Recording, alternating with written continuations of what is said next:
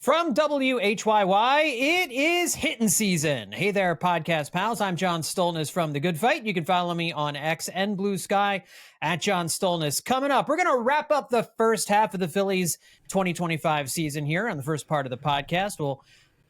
Memories of the first half, grades. We'll talk about some of the players that made an impact, both good and bad, during the first half of the season as the Phillies sit in first place at the All-Star break by a scant half game over the New York Mets. But the main thrust of the show, as the All-Star game is taking place this week, the Midsummer Classic.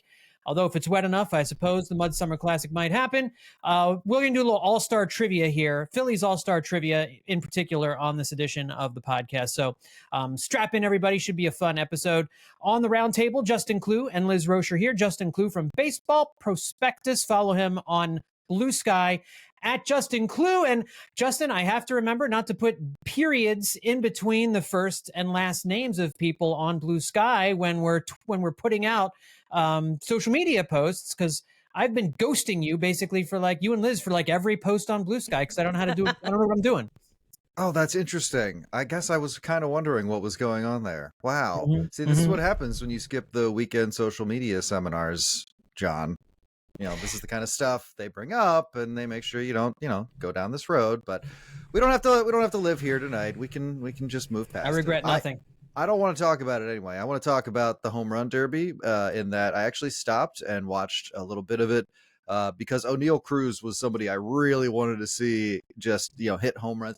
This felt like exactly what a player like Oneil Cruz should be doing. He's somebody who's, I don't know if would you call him a star? Probably not. Pittsburgh, I think yes, he's got some, but it's that energy of guy who has most of one quality of a star, but really hasn't put it all together yet. And he's got something he does really, really well, but he's not an overall productive player yet.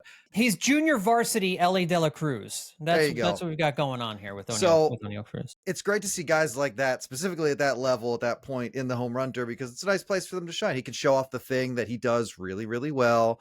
And he's not an all-star, but he gets to be there. He gets to be celebrated. And he takes this small market team, however you define that term. It lets the Pirates kind of have their moment too, which I think is cool. And he's up there and he cranks one 513 feet. That was crazy. And Eduardo Perez is well, he's definitely going to start getting tired. He took his time out too early. And this is and just the whole time he's just talking the situation requires an antagonist of some kind. And then Oneil Cruz hits one 488 feet. And he's well, and there goes another one. But still, he's got a monitor. That's just an ongoing pattern with Perez. He just doesn't seem like he openly does not want to be there at any of these baseball events. But in any case, home run derby, a lot of fun. Oneil Cruz, awesome to watch. Yeah, here in our household, it's a Nationals household. My father-in-law and my son, obviously, they were really into James Wood in his first set of swings, and they were pleased with his output through the first round. I don't know if he's going to advance or not, but that's who everybody in my house was watching tonight. The entire Washington Nationals season is riding on James high Wood tonight. Point. Yes, that's right. This really should determine home field advantage in the World Series, the home run derby. I think it's only fair. If the National League player wins it, the Nationals get to the playoffs, they get home field advantage. I think it's only fair. They pointed out that most of the guys competing in this event tonight are making six figures, making closer to league minimum, not league minimum, but close 800, 900,000. So the $1 million prize you get for winning the home run derby is more than their actual salary, which seems crazy. Yeah, it actually means something. So they're going to try. Liz Roscher from Sabres, the editor of the Baseball Research Journal. Find her on X and Blue Sky at Liz Roscher. Liz, how are you feeling? For the first time in years, I have entirely skipped the home run derby. Traditionally, It is one of my favorite events of the year because I love seeing dudes hit home runs, because who wouldn't love that? But unfortunately, ESPN has forced Pat McAfee into the proceedings, and I would rather get flaming bamboo shoots under my fingernails. I'd rather have a non-medicated root canal than voluntarily listen to that man, the little tiny angry king of toxic masculinity. the stupid bro jester of ESPN, who they are, for some reason, continuing to pile their hopes on. He sucks. I hate him so much. Eduardo Perez may not want to be there, but at least he is Not passable. Yeah. Passable at his job. Pat McAfee sucks. I didn't even see Why is Pat McAfee involved in the home run derby? They're trying to make him into the Uber ESPN guy. That's what they're trying to do. Make him like the all sports dude. Because he's already, his big thing is NFL. And so they have his show on ESPN, and so they started putting him on on the other NFL shows. Then they put him on their Saturday morning college football thing, and they had him at the NFL draft, I believe. And now they're like, why not we do this too? Let's just put him here. He's what the kids like. No, he's what your stupid shut-in basement living cousin likes. You know, it is interesting that he went from being a software developer of antivirus for computers to now hosting this gigantic sports show. We're making millions of dollars, but here we are in the year of our Lord 2025. Just crazy. If you really work for it, kids, dreams can come true for you. So that's just something to be encouraged about, I think. He's the worst. Yeah. Dreams coming true for Phillies fans in the first half of the 2025 season as they enter the All-Star break 55-41, a healthy 14 games over 500. They are just a half a game up on the Mets in the National League East. I said a couple weeks ago as the Phillies were surging a little bit and the Mets were floundering, I was thinking the Phillies would kind of move a little bit further past the Mets, but with 3 or 4 game lead by this point. But really, both teams just treading water here over the last few weeks as we enter the break. The Phillies are currently the number 3 seed in the National League playoff picture, but it's a tight bunch with the Cubs and the Dodgers, and they're gonna grapple over top of each other throughout the course of the entire summer. And you know, there's some teams that are going to get better here over the next few months. But as far as the Phillies are concerned, I know that I find myself having. I don't know that I really have a positive feel-good vibe about the team right now, especially considering where they are in the standings, that they're 14 games over 500. I'm kind of sitting here at the midway point and wondering, how did they get here? You missed basically Bryce Harper for a month. Aaron Nola hasn't been on the team for 2 months, and in the month that he was here, looked a lot like Taijuan Walker, was more Taijuan Walker than Taijuan Walker here in 2025. Ooh, those are fighting words. Well, they're true. Just look at the numbers and you look at the back of the bullpen. That has been in turmoil. They lost their best reliever for the last month and a half and won't have him until August because of a PED suspension. So you have very little back of the bullpen help and a wildly inconsistent offense that drives everybody bonkers. A team that's doing better getting on base, hitting lots of singles, but the power's gone. They're like, I don't know, lower half in the league in doubles this year. Like, there's a lot for everybody to feel angsty about. And yet they're in first place, Justin. And I guess I kind of sit here and I'm trying to think like, man, how are they in first place? How are they 14 games over 500? When you think of all of the things in the first half, that's kind of not gone ideally. Yeah, to answer that question, I mean, you kind of just have to turn to their strengths, which are obviously starting pitching and Kyle Schwarber and Trey Turner, I guess. That's it. Yeah. Yeah. Everybody else, I mean, the offense kind of has different people have been successful at different times, but nobody else has really been super consistent. And yeah, ever since Alvarado left, it's hard to be comfortable with whoever's coming into a game. So I don't want to break them down too specifically because I feel like we're going to grade them here in a minute, but it is kind of wild to think that they're not just in first place. They're not just like over 500. They're 14 games over 500 and they're going to be bickering with the Mets all season long. So I think this is going to wind up being one of the more crucial deadlines to their like overall success. Like I know, and anytime you're contending, you want to add productively at the trade deadline, whatever way you're defining that. But I think in this particular case, this is a time when the Phillies really the right move here could make them much more successful. Like there's some holes here that are fixable with the right kind of deals. And I'm not saying I know what those are. I'm just saying they could really benefit from some aggressive movements here. But as far as like the overall status of the team at the end of the first half, for anybody that kind of like feels any kind of way about this team, I'll just repeat to you a story I found today from 1993 when the Giants had just walloped the Phillies 10-2 and took 3 of 4 from them right before the break.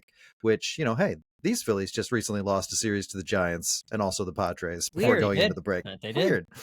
But the Giants, read USA Today, looked serene and secure as they were just bashing the Phillies. They scored like 41 runs over 4 games on Phillies pitching, which was just at a low at the time. And remember, this is the Giants team that won 103 games and ended up not making the playoffs because the Braves won 104. So yeah, exactly. And that's part of the lesson too. They were so close, but the Braves were just a little better. And Will Clark said going into the All-Star break that in the second half, they wouldn't be focusing on executing because they were executing. They were going to focus on staying healthy. Barry Bonds said nothing is important until October. And meanwhile, the Phillies, they couldn't get their starting pitching right. They were looking over their shoulder at these hard-charging teams behind them in the standings. Some teams were struggling. Some teams had it figured out. So there's like that perspective of like the Giants being like, yeah, we got this. We're running the table here. And they have this incredible season and wind up missing out. And the Phillies floundering, have clear weaknesses, look like they're going to be caught pretty easily in the second half. And they go on to win the NL pennant. And the extra little dagger in this is they were talking to Dusty Baker, and he said, some teams just, they don't have it right now. I mean, look at those Blue Jays in the American League. they just lost 10 of 11. Man, that's tough. Dang it. So nobody really, the end of the first half can tell you some things, but look at those 3 teams mentioned in that story went in completely different directions than they thought they were going into the All-Star break. So that's true. Liz, any reflections from the first half before we maybe dive in with anything more specific? I will say that Mets fans generally view their team the same way we view the Phillies. I was surrounded by Mets fans last Tuesday. I went to see the Orioles lose to them in extra innings. And despite that, I mean, they travel well and they were loud. But the amount of complaining I heard from every single direction, the Orioles are losing ground and are terrible. You couldn't hear them say a bad thing. Mets fans, on the other hand, have like co-lead of first place, and everyone is griping and moaning about whatever small thing is happening then. So that did make me feel a little bit better about where we are. I think, like, you do wonder how they got to 14 games above 500, but you have to look at their schedule and some of the teams they played, and that they've had really good stretches. They're just like any other team, really. Like, they're not amazingly good. They are not always hideously bad. I would love to forget the last 6 games, though. Yeah. Yep, the 13-0 game in San Francisco where Bryce Harper went off was pretty great. We can remember that one pretty fondly. Other than that, and that's the thing. When you go on a West Coast road trip right before the All-Star break, I mean, that's a trap that awful. The Major League schedule makers set for like, you're one of those teams. There's some team, and there's probably the one in the American League too, that has that trap. It's, you've got this like the last week before school. And you got to go take all your advanced placement tests. You know what I mean? Like, going out west is just, that's a rough trip for an East Coast team anyway. And to do it right before the All-Star break, no surprise to me they lost 4 of 6. And really every game in San Diego was a kind of a coin flip game. They played the Padres pretty evenly in that series. It was just kind of, they couldn't come through with the clutch hit in that series. So, it is what it is. They lost a series to the Padres at the end. They didn't play terribly. They didn't play great. It was kind of a mediocre series. And we've really seen that with the Phillies in the first half. Justin, you're right. The starting pitching has carried them. And they've gotten really dominating performances from Kyle Schwarber and Trey Turner. And then just enough from this offense during the course of the season. Like, just like the barest amount that you could have to sustain 14 games over 500. That's what they've gotten from the offense. And they've benefited from the fact that offense across baseball and the National League is down overall. And we're playing in an environment. We get so locked in on the Phillies, and I get so locked in on the Phillies. You don't really pay attention, Liz, like you said, to what Mets fans are saying about the Mets. I mean, you look at a team like the Cubs that's bashing the cover off the ball. There's not many teams out there like that, right? There are a couple, but then the Cubs have weaknesses in the starting rotation that could be their undoing in a short playoff series. Whereas, you match those two teams up in a playoff series and you get the pitching matchups that favor the Phillies, that might offset things. And so that's where we are right now. We're seeing that a great starting rotation during a regular season is the greatest strength that you can have. Does that mean the same thing in October for the Phillies? It hasn't the last couple of Octobers, but this October we'll get another opportunity to find out if that's the case. So let's kind of take a look back, and I don't want to ask for grades for players who, like, it's obvious, like Schwarber, A, right? I mean, is there a mystery there? Zach Wheeler gets an A. I mean, I think I do. An interesting question. It's not necessarily a graded question, but Zach Wheeler is the ace of the staff. But I think the Phillies left-handers have kind of alternated being like the next best guy this year. And I'm curious, if you had to pick a guy right now to start a game after Zach Wheeler, Liz, Christopher Sanchez or Ranger Suarez, who's the guy you're picking right now? Who is pitching the best between those two guys right now? Who's number two? That's really tough. I mean, my first instinct is Christopher Sanchez, because he's turned in some incredible performances this year, and his last outing was just as great as the others were.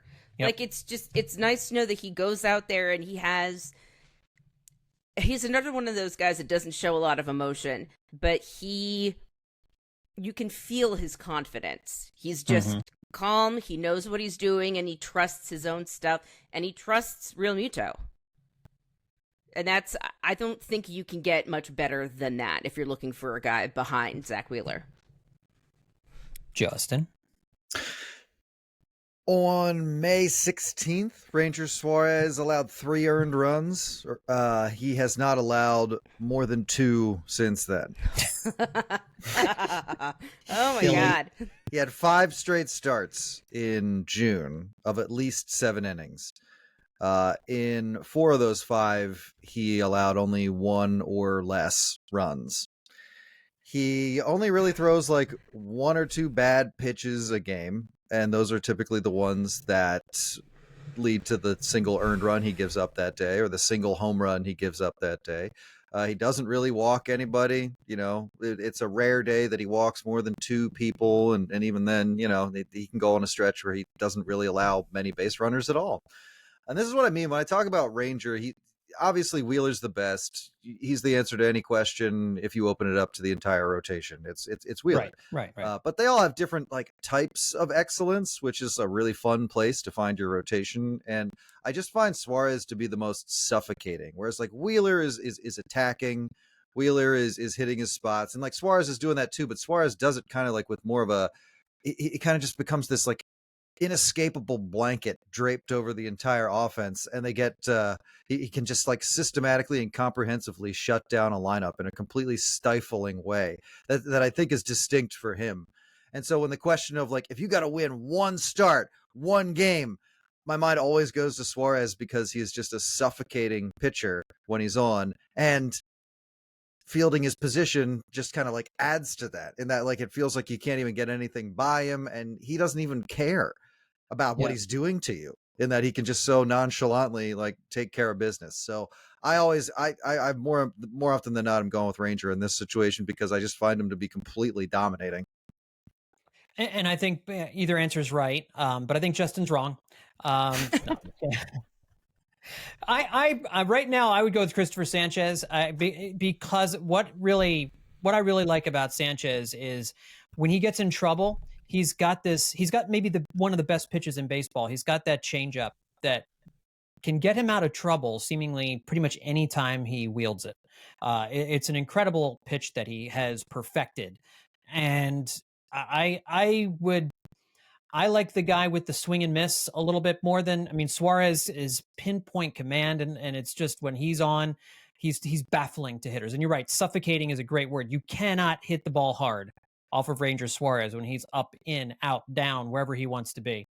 Right now, I think Christopher Sanchez is twirling it a little bit better than Ranger. And if I had to pick a guy for game 2 of a playoff series right now, it's probably Christopher Sanchez, but it's 51-49. It's splitting hairs at this point. It's just kind of fun to debate, because they have taken turns battling each other for top lefty on the staff. And, Jesus Luzardo was the guy early in the season before he got into some issues with tipping his pitches and pitching from the stretch. So I guess that's the first guy I want you to grade for me, by the way, is Luzardo. What is your grade for Luzardo here in the first half, Justin? A B. Yeah, not a B minus. That's a little too heavy. There is a lot of space between his best and worst starts in a way that confuses, I'll say, and everyone. alarms you. So it can be confusing watching a pitcher like that based on what your expectations are and just the extremes to which they are not met. But I'll say B because, he clearly had some issues, but because of their cartoonish nature, it was like, okay, so there's something that a switch got flipped here that's just got to be flipped back. And that's essentially what happened. And, there's been some less dominating performances since then, but boy, he got here and fit right in for a couple, like a bunch of starts in a row. So you got to give him credit for that as much as his worst outings might stand out. So I'm giving him a B just because that full letter grade gets lost when you allow 20 earned runs in 2 games. Yeah. Liz, a grade for Luzardo? I can't disagree with Justin. I was going to give him a B minus, but I also think that's a little too heavy, and blaming him for the pitch tipping is, it's a thing that happens with guys. It was happening to, I think, someone on the Mariners recently. Like, it's just a thing that happens and you have to fix it. And they went 2 whole starts without finding it, and that is not necessarily his fault, I will say. So I think a B is a good grade.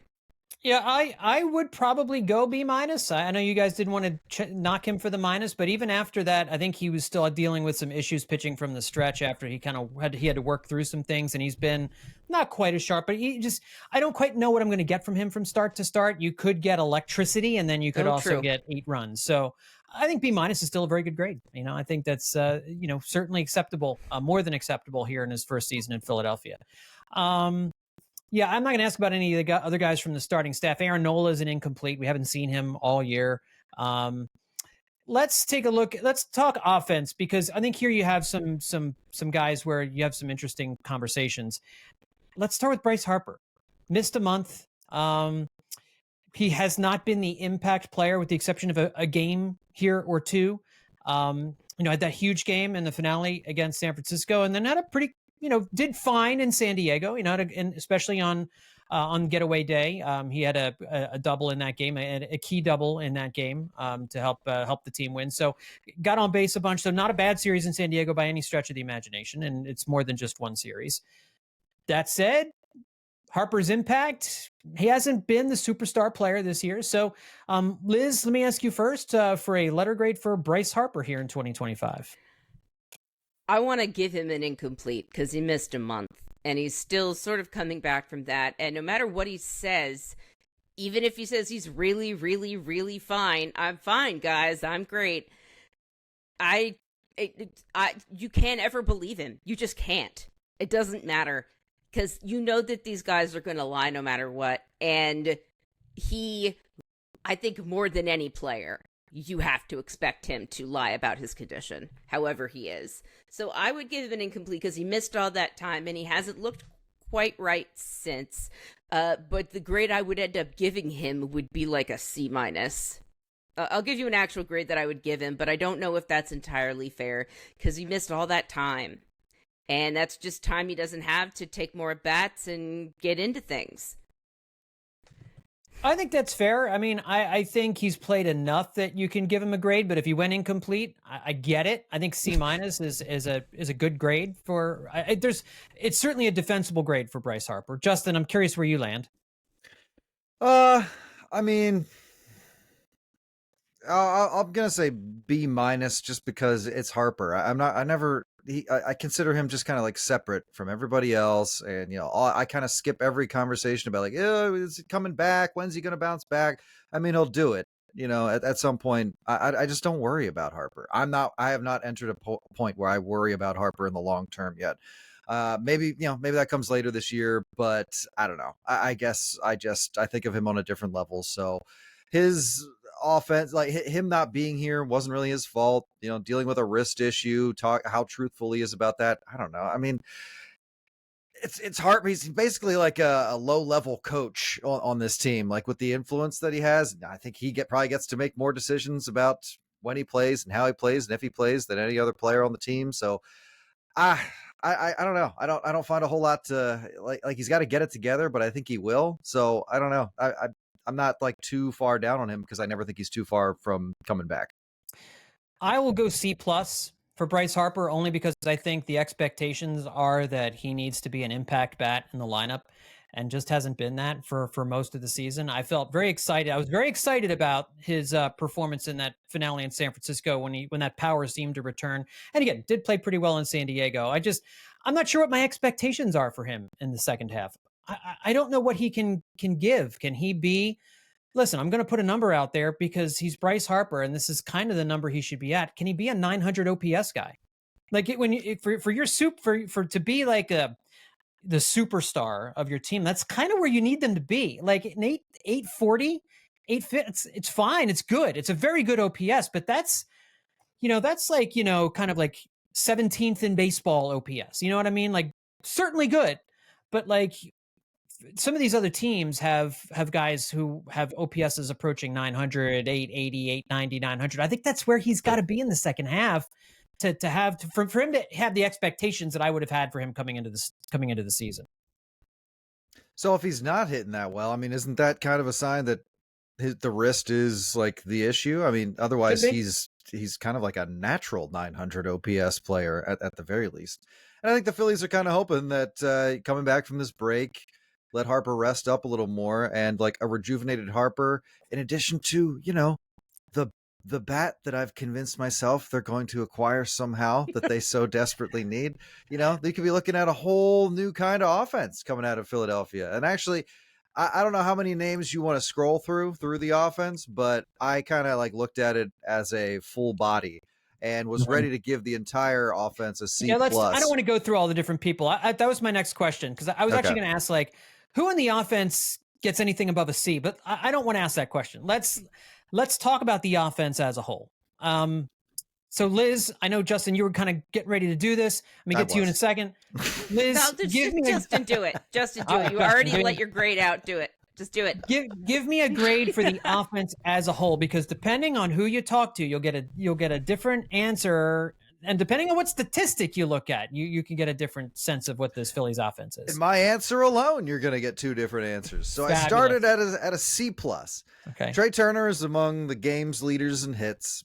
Kyle Schwarber's near the top in hard contact, and obviously, he does what Kyle Schwarber does more than anybody else. Nick Castellanos is actually among the league leaders in line drive percentage too. So like he's also been like statistically consistent, which I don't think is something like he more annoys people for the pitches he swings at and doesn't hit. And then you look at the numbers and you're like, yeah, he's like hitting 270 still. Like he's still doing. Hasn't gone under. He's been steady Eddie. Productive baseball stuff out there. All right. And then, there's just like a couple of guys you hope get hot and stay good for a couple of weeks. And then they never do it at the same time. And you thought Bryson Stott was going to be a little better and blah, blah, blah. So like, there's positives and negatives. I just started thinking about all the times that the offense frustrated me and all the times that that they cost the real strength of this team, the starting pitching, victories that they deserved because they couldn't even score enough to make what little offense the starting pitching allowed stand up. And then I looked at the numbers and I saw the Phillies have the 6th lowest fly ball rate in the National League and the 6th lowest hard hit percentage in the National League. They don't hit fly balls a whole lot, and only like 10-11% of those fly balls are converting into home runs. And if you split baseball between the teams with collective slugging percentages above and below 400, then you basically are splitting baseball in half. And the Phillies are over the line where they have a team slugging percentage over 400, but they're like they are the worst of the better teams, if that makes sense, at slugging. And that's all before you include the dreaded phrase with runners in scoring position. Whoa. So then you look that up.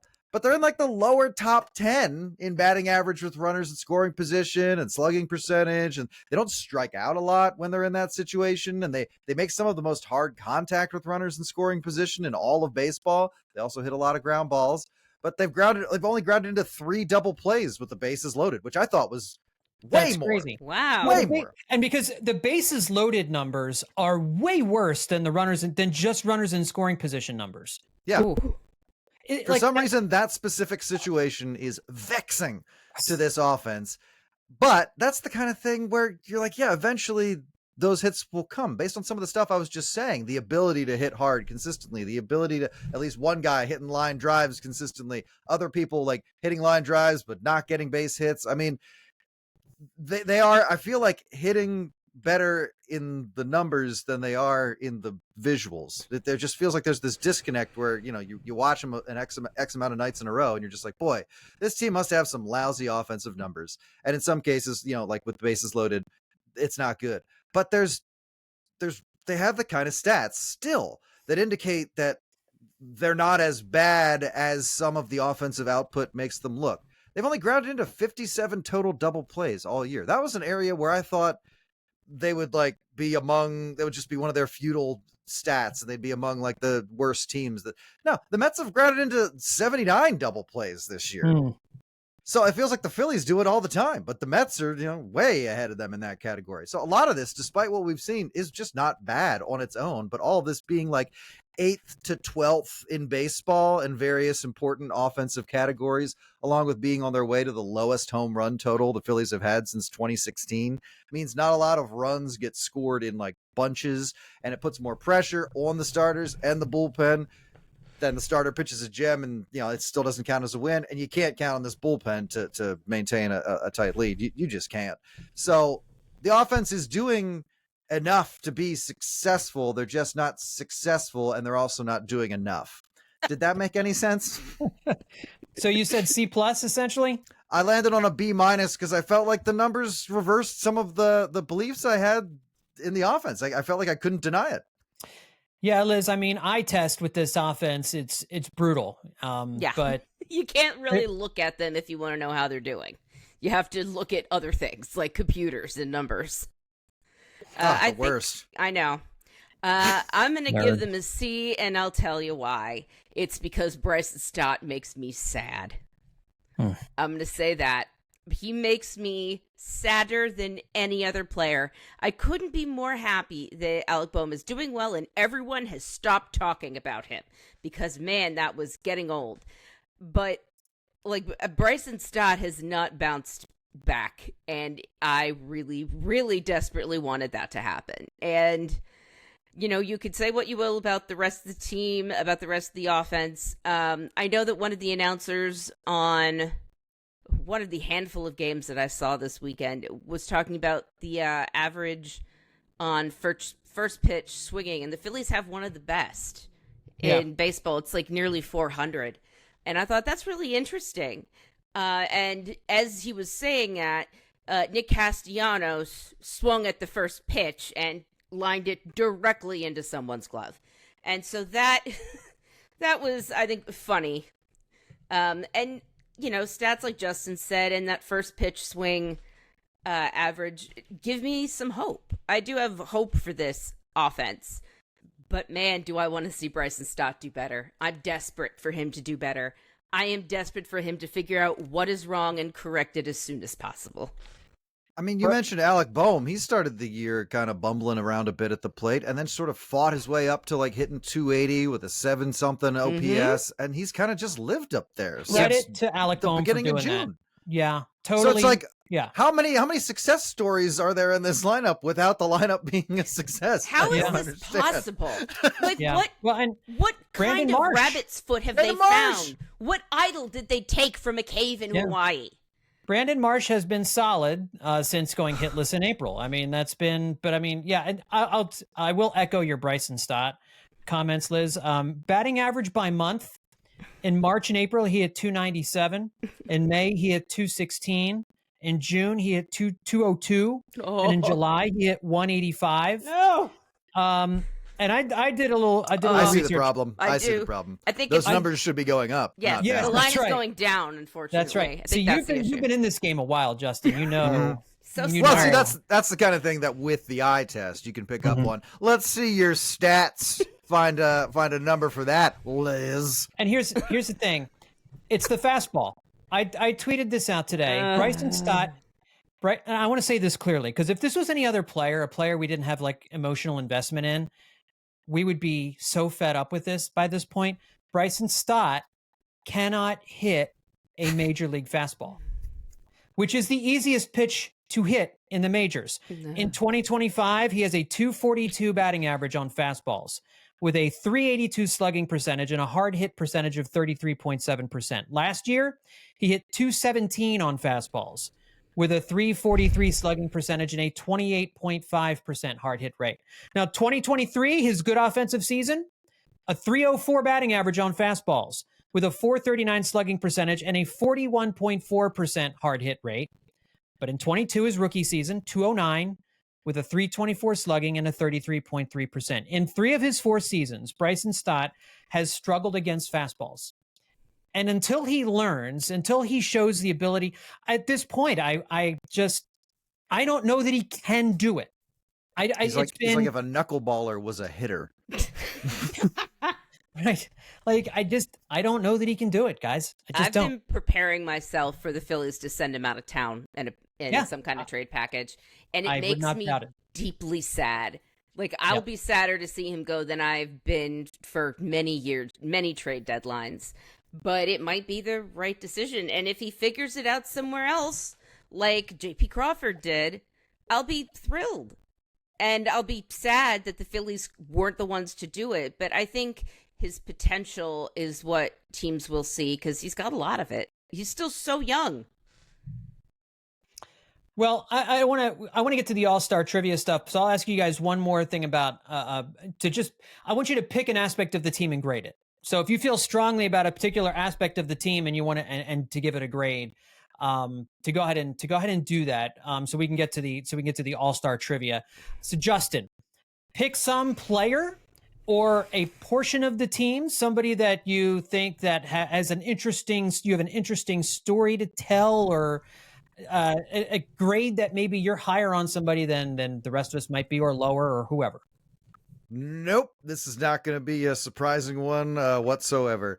I would say in 2020, the Phillies bullpen was an F. That was an F bullpen. That was a big failure. Did not pass. You're not going anywhere after this. You're staying here in this town, and you're getting a job. That was the Heath Hembry Workman. Yeah, okay. Brandon Workman, David Phelps, David Hale. We can rattle them all off if you want. But I'd rather not. So I was trying to use that as a way to just kind of like level set for this grade. And I just couldn't get past every lower grade I tried to give this bullpen just made sense and made sense and made sense. I don't know. Is a D too low for this bullpen? They have a 4.38 ERA that's tied for 4th highest in the National League with the Dodgers, mind you. And they are alone in 4th place in opponents' batting average. People are hitting 256 off this bullpen. They're hitting 253 off the Dodgers, by the way. The Dodgers have like all of the same bullpen problems Phillies do. Yeah. The problem is they also have like Shohei Ohtani and stuff. I don't know who that is. Losing Jose Alvarado really hurt this group's chances to close out a game, because Jordan Romano, Orion Kerkering, and Matt Strahm have each had a great 2 or 3 week stretch this season, but there's no dominant, reliable arm that comes out of that bullpen anymore that makes me feel safe or good. And there's no one out of that group that I even just mentioned that makes me confident. And those are like the guys that could do it. So even those guys, they don't even get the job done like every night half the time. So it says a lot that at the Phillies trade deadline that their needs are a high leverage reliever who can like do it, because they just don't have that right now. And that's just costing this team games and costing everybody else security. Liz?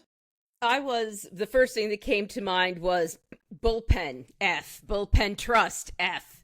But since Justin has taken that, I'm going to find there's no good things coming out of this segment because I'm going to give Max Kepler a big fat F.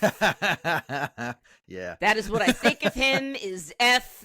What his grade is F, F, F that guy. It was an F signing. It was. You were completely right. And it's not that we ever thought you were wrong, because honestly, we all saw where this was going. But we had a little bit of hope that maybe it wouldn't turn out this bad. Guys bounce back all the time. All the time. Bounce back candidates succeed in bouncing back. And this is not in Philadelphia. Not that time. Because Jordan Romano also F that guy. Cannot. No. Real bad. Just a lesson in practice for the Phillies the next time they want to shop in the bargain aisle. Don't do it. Real quick. The expiration dates may not technically mean anything by law, but they are a good guide to what you should and should not buy at the grocery store. Lightning round. Max Kepler, is he on the Phillies after the trade deadline? Yes or no? No.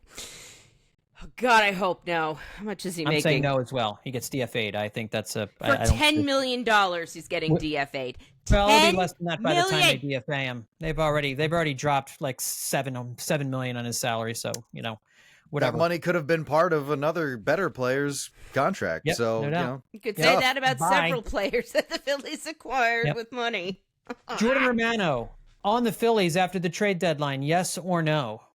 Yes. Yeah, actually, I think so. I say yes as well. I don't think they're going to get enough guys that they can throw away Jordan Romano. But my fantasy is they wind up with we get a 2-for-1, like with Schwarber and Castellanos, we get 2 high leverage arms somehow, and like one of them's a real steal, and then you throw them into that bullpen, and then like the upside of those 3 main guys kind of like looks a little brighter. So suddenly, just your bullpen just feels overall a little stronger. But I don't know if that's going to happen. I will just real parting shot, just so that this ends on a positive note. This little segment. Why? I do feel positive about the Phillies. So yeah, I know. Just generally speaking, I want to just praise Kyle Schwarber, the lone guy with power on this team, the offensive MVP. Blessings. Just an A+ from Kyle Schwarber this year. I don't know where this team would be without him. He's the one guy that provides instant offense with one swing of the bat, and the fact that he's having his best season here in year 4 of this deal as he's getting older. I did not see that coming from Kyle Schwarber. I did not see him getting successively better each year of his contract since becoming a free agent. And I do 100% believe they'll sign him this offseason to a free agent deal and he'll be back. They have to. Because they don't have a choice. Unless they pick up, what is it, Cal Raleigh? They have to. There's like these guys. That would solve a lot of their problems. It really would. The Mariners are a little stupid. It truly would, but Kyle Schwarber needs to be back, and he's an A+ player for the Phillies this year. The offense truly would be sunk without him in the lineup. So we would be remiss if we didn't throw some roses his way. All right, it's with the All-Star Game coming up this week. The Midsummer Classic is always a fun event on the baseball calendar, even for casual fans. And we're going to do a little All-Star trivia here, Justin. So I'm going to kind of turn the tables over to you. That's right. I hope you like getting questions wrong and not having a good time. Because we are about to play some Phillies All-Star Trivia. There's not a whole lot here. I didn't go full crazy or anything. We just have 4 categories. Each of them has 5 questions. We don't have to make it through all of them. We can just pick and choose. There doesn't have to be a lot of rules. There are some bonus points for some of these questions. And I think everybody just gets, a point for a correct answer. And are we keeping score? I was going to keep score between the two of you, but if that gets too lopsided, we can just casually do away with it. But we'll see what we do it with my kids. Sometimes it works. There you go. Yeah. So I guess let's. I'll flip a coin here. Liz, you want heads or tails? I'll take heads. All right, it was tails. So, John, you get to pick the first category. The categories are Guess Who, which the answer would be a person's name, typically. That's you're looking for a person. By the Numbers, which are questions either based on numbers or the answers are numbers. We have Milestones, which is all-star games where milestones were reached or certain moments, notable moments occurred. And then Storytime, which are just anecdotal questions based on stories involving Phillies around the All-Star Game. So you can have your choice of any one of those categories. Let's start with story times. All right. Question 1 in story time. Phillies All-Star John Klugh is most famous for his at-bat against Randy Johnson in 1993, which apparently disgusted Larry Boa, by the way. He was like, not a fan. Some guys did not like that. No. But Klugh and Darren Daulton were also All-Stars the year before. in 1992, representing a much worse Phillies team that would finish in last place. So upon arriving for batting practice before the game in San Diego, Klugh and Dalton found out that their uniforms had been accidentally shipped back to Philadelphia. Dalton grabbed a white All-Star Game warm-up jersey, but Klugh naturally just stole a jersey from another person and went out to hit wearing the uniform of a whole other team, confusing onlookers. What jersey was John Klugh wearing? And I think the way we'll do this is, John, since you picked it, you can answer, and if you get it wrong, we'll give it to Liz. He's not like a real person. I feel like I remember this. I think it was the Braves, wasn't it? It was a Braves jersey. John Klugh stole one from Braves coach Leo Mazzone, That's right. who said, "It makes me proud. I know I'm his idol. I just hope I get part of his paycheck." Klugh said, "Paycheck? No way, but I'll take part of that playoff share." And also, who is that guy? It could only happen to the Phillies, said the Inquirer. They send a guy to the All-Star game, and he ends up on the Braves. That's perfection. 1 point for John. Liz, I think you can pick a category this time. We have some questions left in story time. We have everything else still available. Milestones, by the numbers, and guess who? I'll take guess who. All right, question 1, and guess who? The Phillies tied a big league record in 2024 by having 8 players selected to the National League All-Star team. But things were not always so robust for the Phillies at the Midsummer Classic. For 6 years, from 2014 to 2019, the Phillies had only a single representative in 6 straight All-Star games. I'm going to give you 60 seconds and unlimited guesses to name as many of these All-Stars as you can. And I guess I was thinking I'd give you like a point for each name, but you could rack up a lot of points that way. So I'll say if you get at least 3, you'll get the point. Okay, so this is 2014 through 19. Yes. So 20. And hang on Okay. 1 second. Let me start the clock. 2014 through 2019, each year they only had 1 All-Star, and you got to name as many of them as you can. Ready and go. All right, so 2014 was definitely Chase Utley.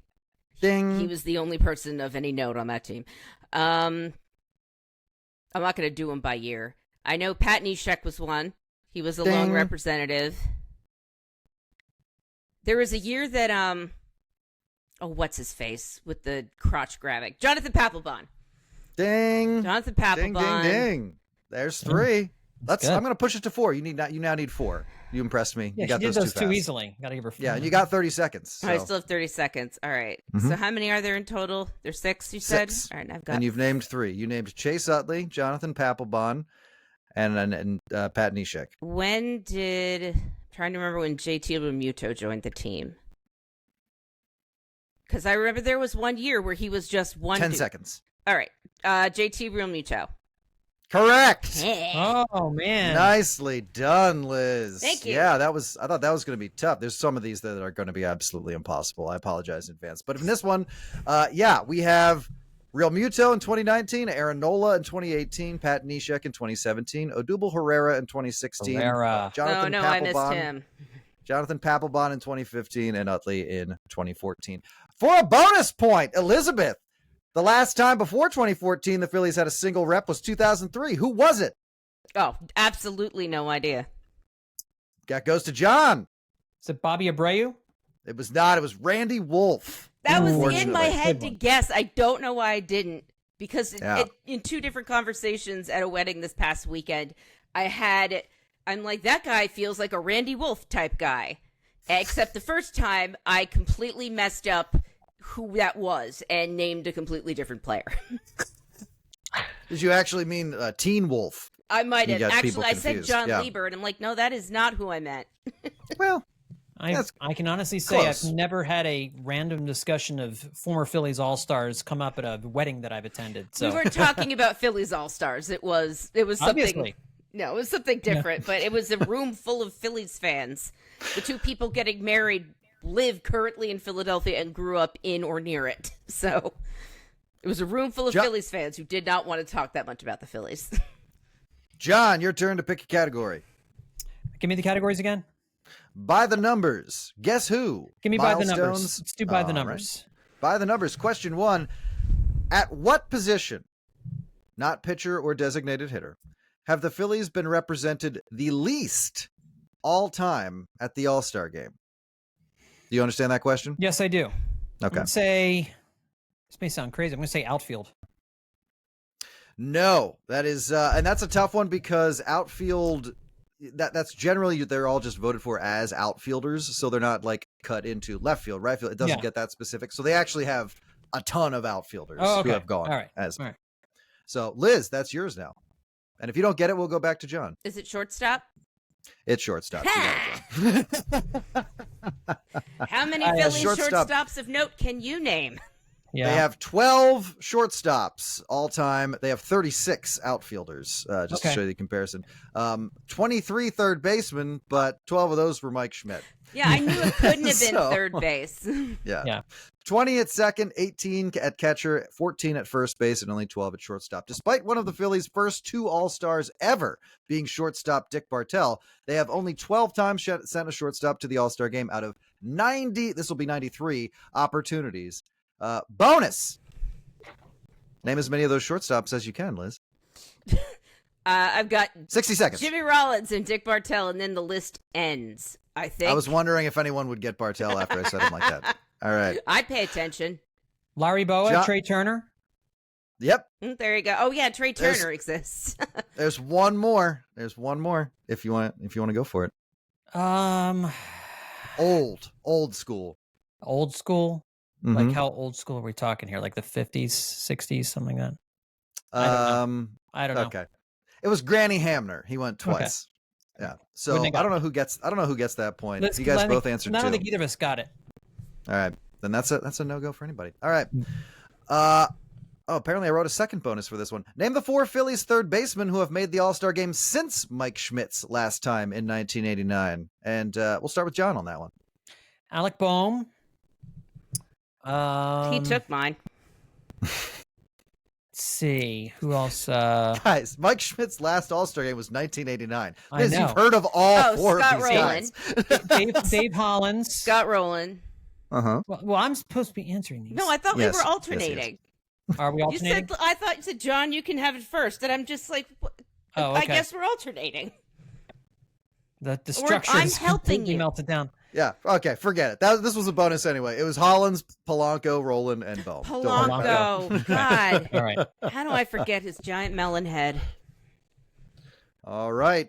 We're in a dead heat here. 1-1. Liz, your turn to pick a category. We'll do story time. Oh, wait, we've done that. How about milestones? We haven't done a milestones one yet, have we? No, we have not. Let's do it.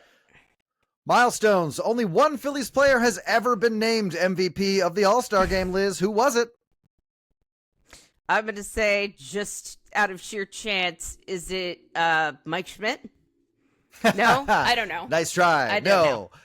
Go ahead, John. Johnny Callison, 1964. Johnny Callison in 1964. Callison hit the walk-off home run of a game tied at 4-4 with 2 outs in the ninth at Shea Stadium. He was only there because Henry Aaron had become ill before the game. Bonus, John. Callison's heroics stole the MVP out of the hands of the American League hero, a future Phillies manager who had gotten the go-ahead hit for the AL in the top of the ninth. Who was it? Future Phillies manager? Mm-hmm. 1964. Do the math. I'm sure. I mean, John, you were there, right? 1964. You listened to it on the radio. Manager, so you'd probably have to be in the 70s. Larry Boa? No, don't stop. That's not my answer. Look at Justin's face. Larry Boa. Incorrect. No. Because he was a Phillies farmhand. I know that wasn't the right answer, but Jim Fregosi. Oh, Fregosi. Okay. All right. So I'm sorry, Liz picked that topic. So John, you can pick the next topic. Give me the story time one. Story time. The Phillies' only All-Star in 2017 was reliever Pat Neshek, who was also famous for being a big baseball card collector and autograph hound of his fellow players. In fact, at the 2017 All-Star game, Neshek had set up a time for another player to sign some memorabilia for him, but the guy backed out of doing so repeatedly. Who was Neshek that? Eventually called him an a-hole and a turd on a message board for doing so. Who was it? I remember that. I can't remember. I'm trying to remember too. I remember that story. It was a great story. On a message board too. I just love it. I'm gonna say, and I know it's not right, Chris Sale. It was not. That's a fun guess, but no, not Chris Sale. Liz, Okay. you remember? I don't. Zach Greinke. That's right. Oh. That's right. Nishek wrote, I asked him at the All-Star game if he would sign for me, and he said he would. So a couple of weeks ago, we played them, and I sent over the cards I needed signed. Basically, 3 league leader cards with Kershaw and Wainwright already done, and 2 from 2015 to complete the set. He said no. I waited around for him during batting practice and went up to him, and he totally denied having the conversation at the All-Star game. I then asked why this was a problem, and he said it's because I wear him out. Hard to wear someone out when he has never signed for me. This is the only a-hole in Major League Baseball that has been a turd to me. Wow. I don't know. In retro, looking back, you're kind of like, yeah, I could see him probably laying it on a little thick for a guy like Greinke who does just want to be left alone most of the time. You know, I can see those competing personalities not clashing well. That's correct. That is correct. All right. Next pick. Liz. I'll take Guess Who. Guess who? People weren't excited to see the Phillies in 1996. Attendance was down, as was team morale, and the Phillies were openly ready to move out of Veterans Stadium. Perfect time to host the Major League Baseball All-Star Game.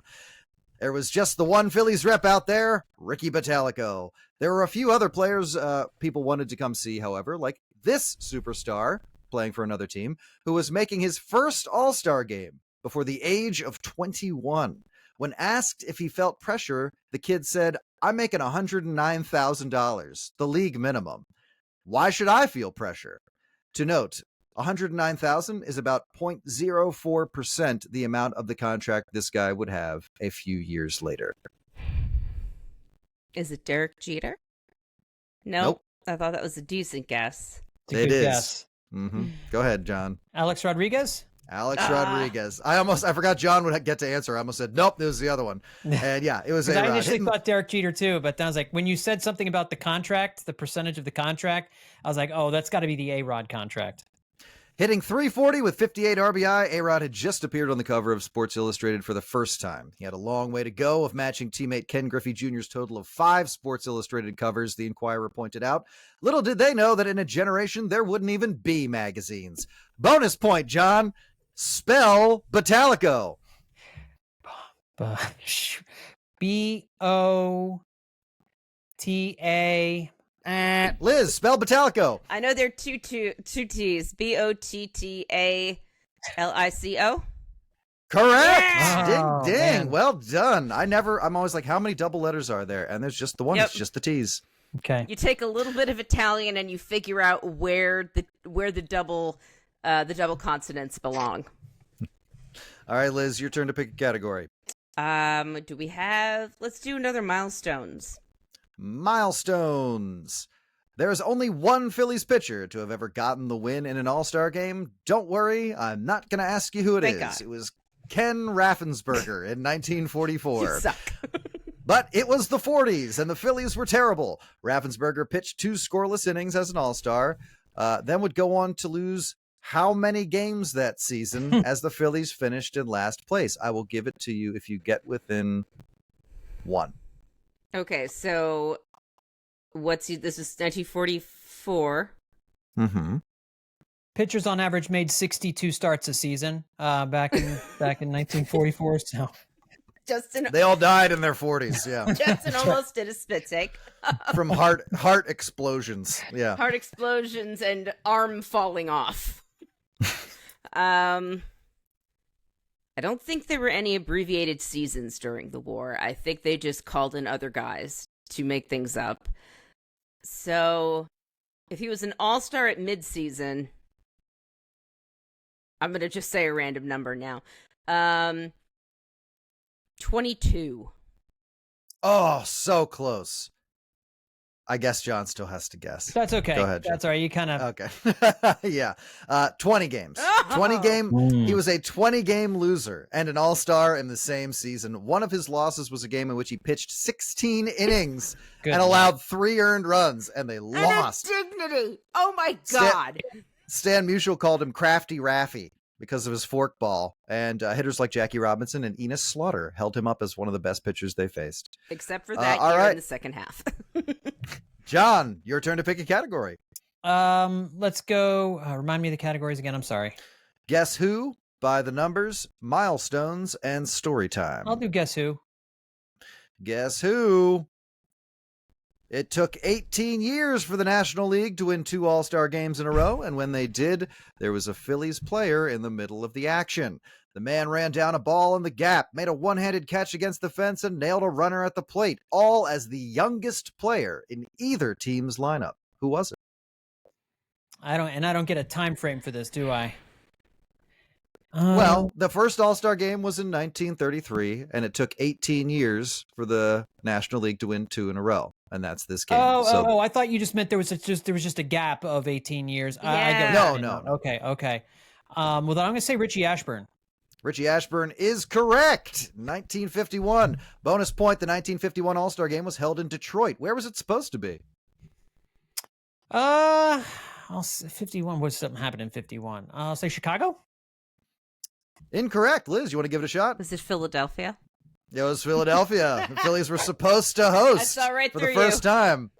And they turned it down. Detroit was celebrating its 250th anniversary. If you listen to the most recent episode of The Dirty Inning over at the Hittin Season Patreon, you would learn this information. John, your turn to pick a category. Just kidding. It's Liz. You just picked that one. Go ahead, Liz. I'll take story time.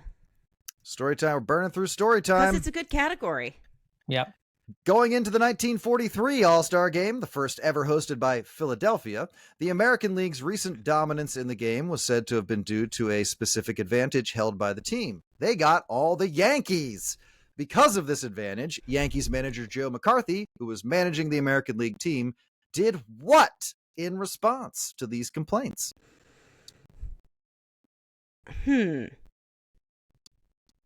He did one of two things. He either put all of the Yankees in the starting lineup or none of them. Probably neither of those, but I'll say put none of the Yankees in the starting lineup. Joe McCarthy did not play any of the 6 Yankees on his roster, and the American League still won 5-3. It was the only All-Star game of the 20th century in which 0 New York Yankees appeared. Liz, as a bonus, the 1943 All-Star Game was not only the first ever in Philadelphia, but the first ever to do something else. What was it? 40. Okay. It's less about the game action and more about the game itself. I don't know. Was it played under the lights? No, that's stupid. I was going to say maybe broadcast on television, but 44 was still too early for television. Let's just say television. Why not? Incorrect. John, want to give it a shot? Broadcast under the lights? Yeah, I'll give it to you because it's the first one played at night. Oh, which okay. necessitates the light. So I'm still personally going to take credit for that. That's fine. Yeah. That's I'll fine. give the actual credit, but yeah. John's in the Yes, lead exactly. 5-4, but Liz really closed the gap there. She's riding a hot streak here. Woo! So we are John, it is now your turn to pick a category. All right, the numbers. By the numbers. The Phillies have had a catcher go to the All-Star game 18 times with 11 different backstops filling the role. The most any one of them went was 3 times, and 2 of them did that. Who were those 2 catchers who both appeared as 3-time All-Stars for the Phillies? Bob Boone is one. Correct. I don't think Dalton went 3 times. I don't think Chooch went 3 times. Lieberthal, I think he went to 1. I don't think he went 3 times. This might be older. Like Andy Semenuk, maybe? Andy Semenuk? Incorrect. I'm going to give you the point for this if Liz doesn't get the other guy. Go ahead, Liz. I'm just going to guess Darren Dalton. It was Darren Yeah. Dalton. Was it really? I'll give you each a point. Yeah. Dalton went in 92, 93, and 95. Boone went in 76, 78, and 79. Dalton, I don't think, yeah, okay. Shoot. All right, Liz, your turn to pick a category. Milestones. Let's do milestones. Milestones. The Phillies had tried to make the vet more appealing in 1996, even though both they and the Eagles were pretty much done with it. The bunting was gorgeous, by the way. I just want to the bunting. No way that was lipstick on a pig. Just beautiful. Sports-specific facilities were all the rage now, and both teams wanted one. That meant the Vet was getting dolled up for what was likely to be its final appearance on the national stage. The Phillies had a bunch of family and kid-centered entertainment around the concourse. They used more colorful and vibrant banners and decor than the typical red, white, and blue, and they had replaced all the seats in the stadium before the season had begun. They had also finally addressed one of the Vet's signature atrocities. What was it? The prison underneath the fields. Atrocities? That was keeping everything together. That was the glue holding that place up. When we got rid of that, we all lost crust. something deeply important. Yeah. John, you want to take a shot? Take a shot. I don't know. I'm trying to remember what differences they made. I mean, did they remove the big scoreboard in center field, like the Fanavision? Nope, it was the AstroTurf, that magical surface off which baseballs bounced like Super Balls and human skulls bounced like basketballs. A brutal, unforgiving, and deeply unnecessary injury risk blanketing the field. The turf at the Vet had been ranked the worst in the league by both the Phillies and the Eagles. Nobody was ripping up the carpet for the 1996 Phillies, but mercifully the organization decided it wasn't worth having the game's best players come in and bounce their heads off the cement-like ground. Only for them to hurt themselves and give themselves possibly cancer years later. John, your turn to pick a category. Let's go with the name one. Who? Guess who? Guess who? Thank you. Who? I forget the young Tyler Green was part of the Phillies quintet of all-stars in 1995. He was a little rattled coming in from the bullpen, allowing hits to Cal Ripken and Wade Boggs. Then he struck out Kirby Puckett and escaped the jam with groundouts from Ivan Rodriguez and Kenny Lofton, forever ensuring that his name would be forever recited in the same paragraph of those other names. Green had come in relief for this starter, who had requested that the time and the introductions shift a bit so that he could be on the field when introduced, not warming up in the bullpen, and they just figured out a way to make that work. Who was this? 1995. It wasn't a Philly. It was just No, it was not a Philly. Okay. Sorry, to be clear. Let's see, was that the year? Is that Hideo Nomo? Hideo Nomo! When asked why Nomo wanted to do that, NL pitching coach Joe Kerrigan said, I don't know, maybe 25 million people in Japan. It's possible. Bonus point, John. Tyler Green had two Phillies teammates join him. Yeah, I don't know why I said quintet before. Had two Phillies teammates join him in 1995, Heathcliff Slocum and this alumnus from the 1993 team. You just said it, Darren Dalton. Yeah, it was a quintet. That's right. Yeah, it was Dalton. And sorry, I was going for Mickey Morandini. I butchered that question. I got the answer wrong. A quintet so that's just is a bonus 5. point. There were 5. The quintet. Okay. Quintet is Just 5. making So sure. I think I was right to say quintet. And yeah, I just messed that up. All right. Liz, next question. Next category. We have Milestones still, right? There's just no way I'm going to pick anything involving numbers, and you should know that about me. There's at least one question in every category still. So, happening in 2005 and 2006, the Phillies became the first team ever to be able to brag about what accomplishment over All-Star Weekend?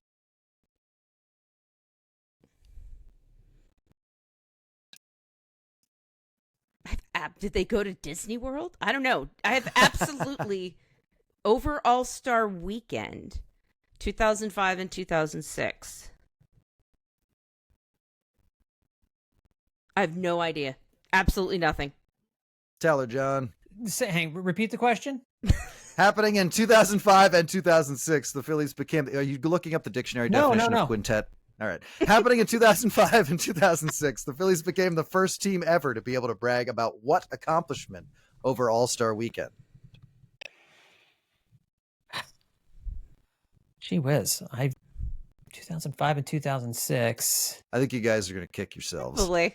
Brag about this accomplishment over All-Star Weekend. I don't know, but they were in first place? Back-to-back home run derby champs, thanks to Bobby Abreu and Ryan Howard. Abreu hit a then-record 41 homers to claim the title at Comerica Park in Detroit. Howard went on one-on-one with David Wright of the Mets, matched Wright's final total with 5 outs to spare, took a timeout, gathered himself, and crushed the winning bomb on the next pitch.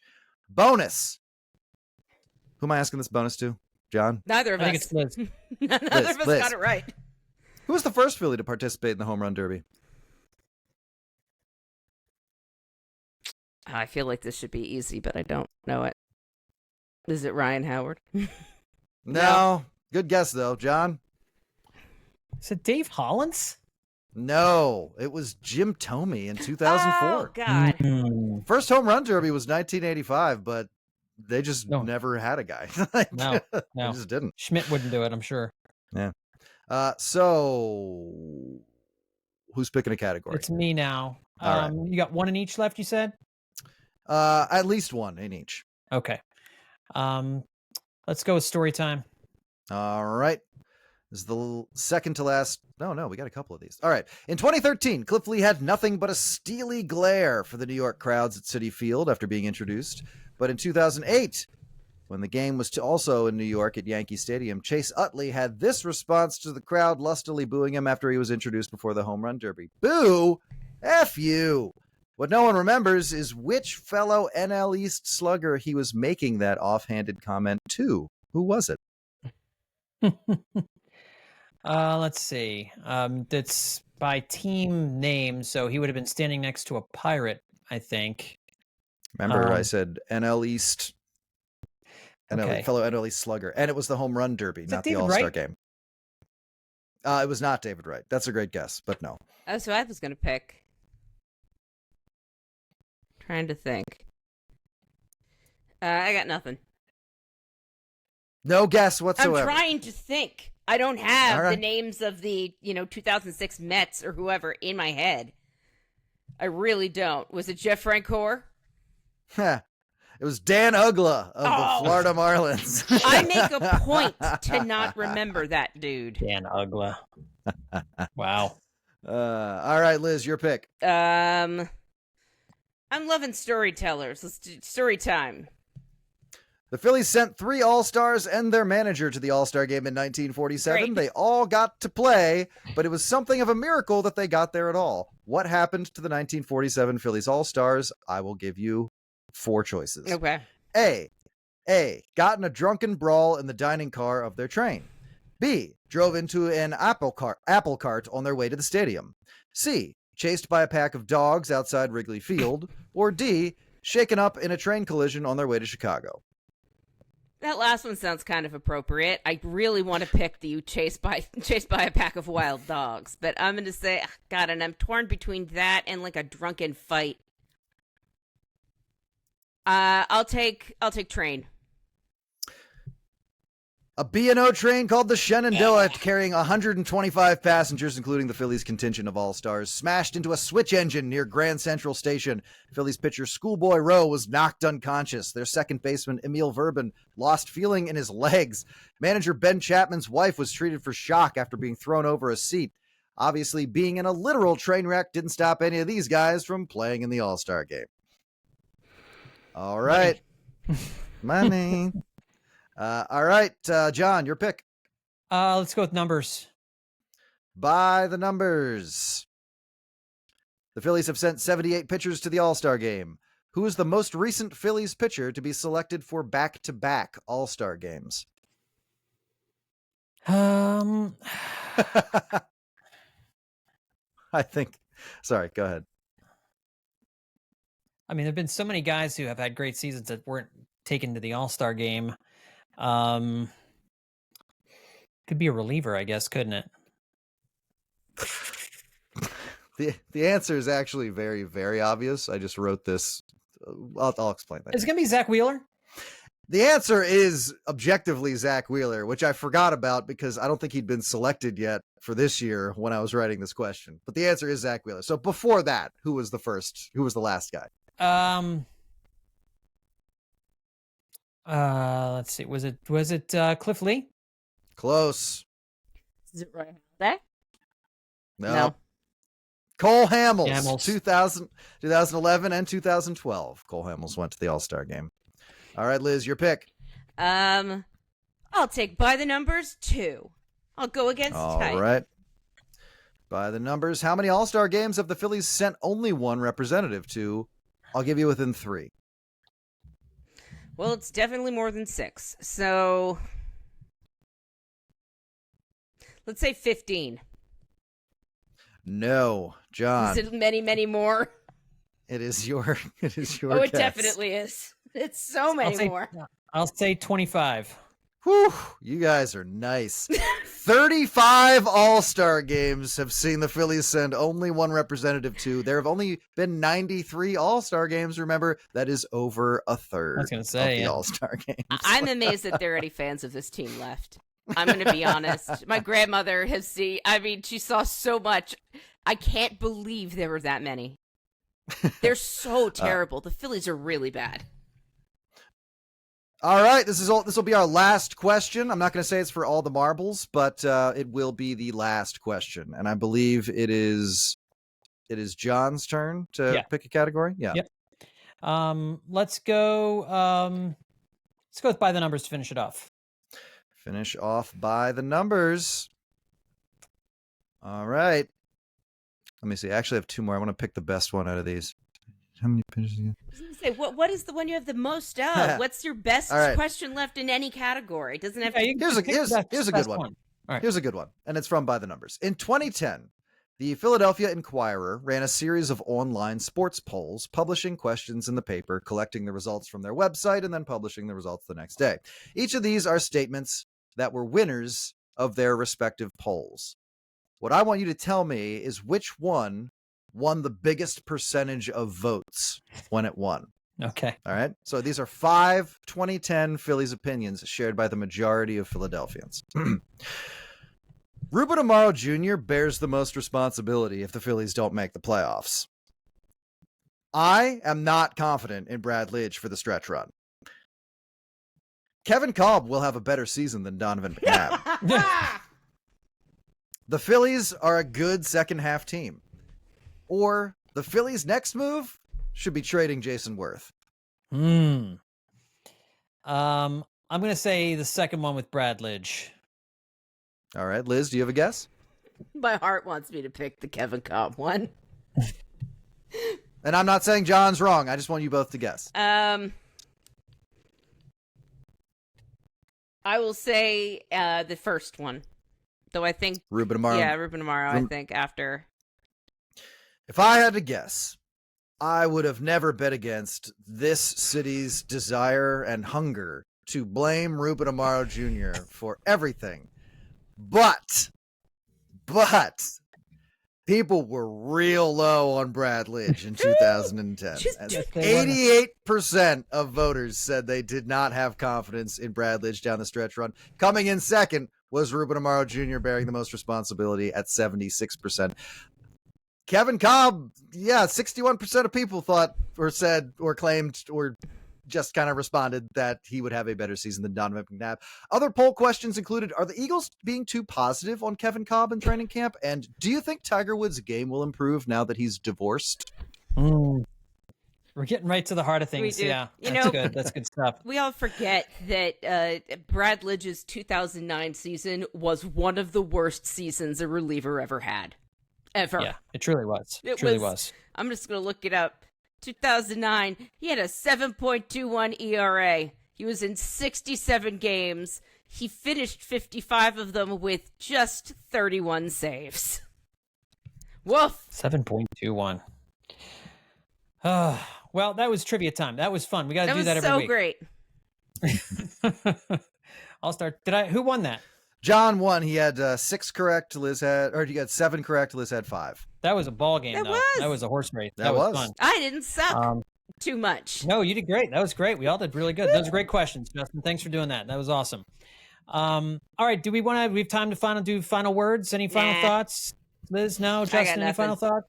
I'll just say we got all-star episodes of Absolutely Hammered and The Dirty Inning over at the Hittin Season Patreon. On Absolutely Hammered, we did a draft from a pool of players since 1993, Phillies players who have never made any all-star game, and all three of us filled out lineups and a couple of abbreviated pitching staffs with a couple of guys, so we remembered some guys over there.